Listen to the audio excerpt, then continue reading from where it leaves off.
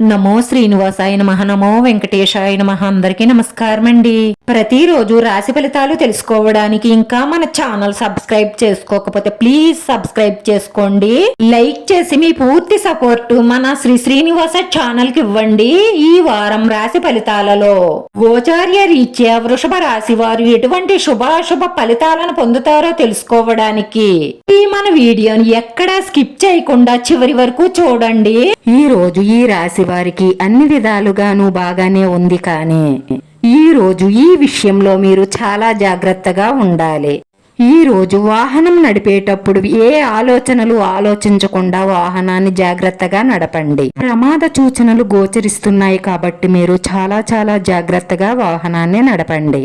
ఈ రోజు మీరు ఒక స్త్రీ వల్ల మానసికంగాను ఆర్థికంగాను నష్టపోయే అవకాశాలు ఎక్కువగా గోచరిస్తున్నాయి. కాబట్టి మీరు చాలా జాగ్రత్తగా ఉండండి. పర్యటన ప్రాంతాలకు వెళ్లే అవకాశాలు గోచరిస్తున్నాయి. ఉద్యోగస్తులు తమ స్నేహితులు తమ తోటి ఉద్యోగస్తుల సహాయ సహకారాలతో కష్టతరమైన పనులను సులభంగా పూర్తి చేయగలుగుతారు. రోజు మీకు ప్రత్యేకమైన రోజు అవుతుంది.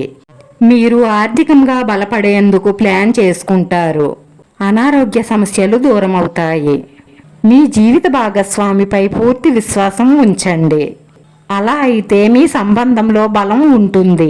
ఈ రాశి వారికి అదృష్టం యొక్క పూర్తి మద్దతు లభిస్తుంది.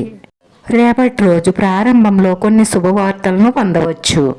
దాని కారణంగా కుటుంబంలో సంతోషకరమైన వాతావరణం ఉంటుంది. మీ రంగంలో మీ మెరుగైన పనికి ప్రశంసలు లభిస్తాయి. మీ రంగంలో మీరు కొంత పెద్ద బాధ్యతను పొందవచ్చు. నిరుద్యోగులకు మంచి ఆఫర్లు లభించే అవకాశాలు గోచరిస్తున్నాయి.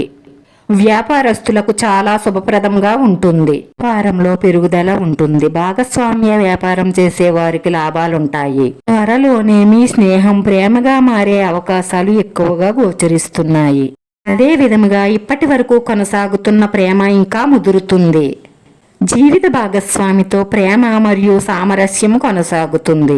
కుటుంబం గురించి పెద్ద నిర్ణయం తీసుకునే ముందు మీ తల్లిదండ్రుల సలహా తీసుకోండి. వారి పూర్తి సహాయ సహకారాలు మీకు అందిస్తారు.